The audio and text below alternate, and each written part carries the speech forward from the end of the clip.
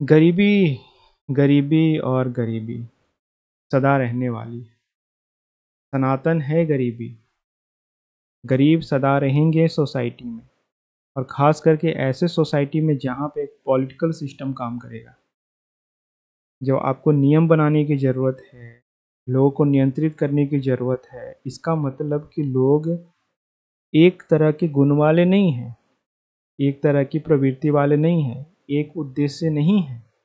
और जब भी ऐसा होता है तो 2 वर्ग हमेशा रहते हैं, एक गरीब वर्ग, एक अमीर वर्ग। और जो अमीर वर्ग होता है, वो चाहता है कि ऐसी परिस्थिति में गरीबों को नियंत्रित करने के लिए कोई ना कोई उनके लिए कार्य करे। तो वो सत्ता पे जोर देते हैं कि नहीं, सरकार होनी चाहिए, व्यवस्था होनी चाहिए। अब बताओ, आपके पास घर नहीं है, तो क्या आपका कोई लूट रहा है? आप तो अंबर के नीचे सो रहे हो, दिगंबर बने, है ना? तो ऐसे लोग जो है ना, जो अमीर हो जाते हैं, फिर उनको लगता है कि हमारी जो संपत्ति है, ये हमारी शक्ति है, और इस शक्ति को संरक्षित रखने के लिए हमें जो गरीब है उन्हें नियंत्रित करने की ज़रूरत है।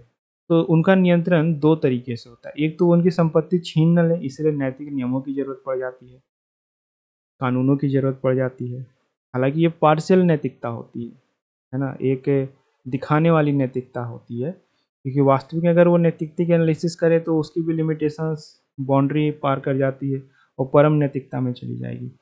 प्रजनन ना करें, बच्चे ना करें वाली नैतिकता में चली जाएगी।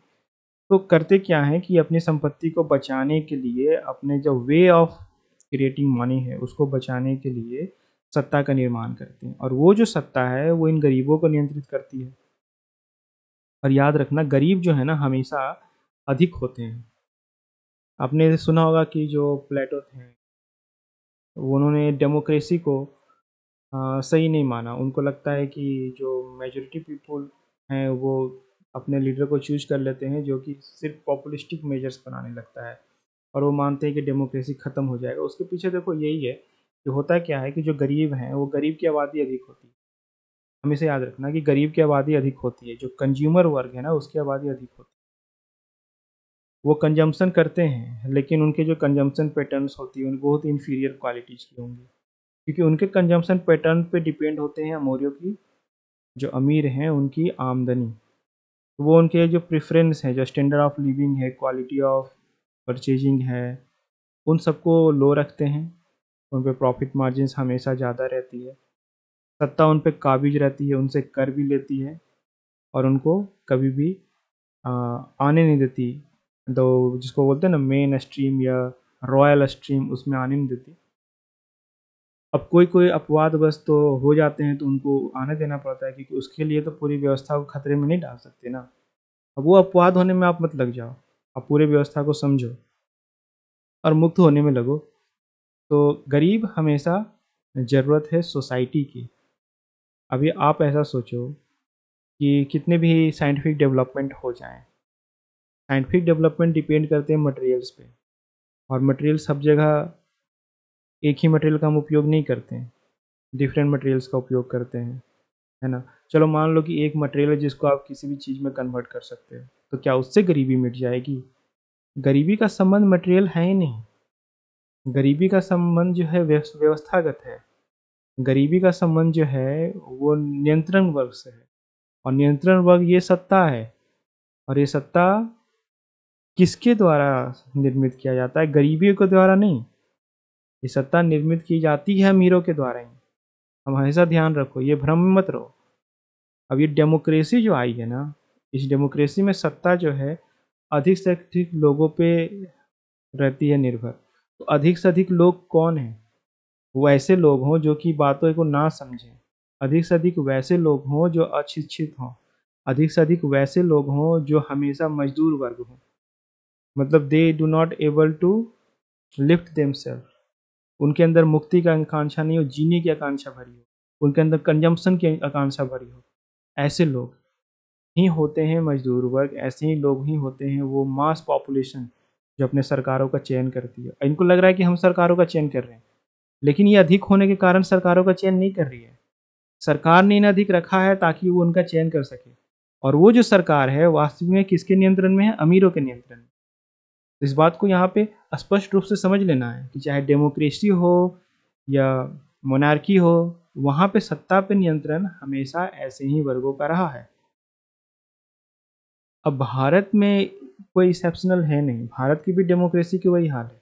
अब देखो, अगर आपकी फर्टिलिटी रेट एक लेवल से नीचे जाने लगेगी तो होगा क्या कि आपका जीवन सुधरने लगेगा। आपका जीवन सुधरने लगेगा कि आपकी डिमांड ऑफ बेटर लाइफ बढ़ जाएगी। डिमांड ऑफ बेटर लाइफ मतलब कि आप एजुकेशन ज़्यादा लोगे, आप थिंकिंग ज़्यादा करोगे, है ना? आप इन सब चीज़ों से बाहर निकल कर के मुक्त होने की कोशिश करोगे।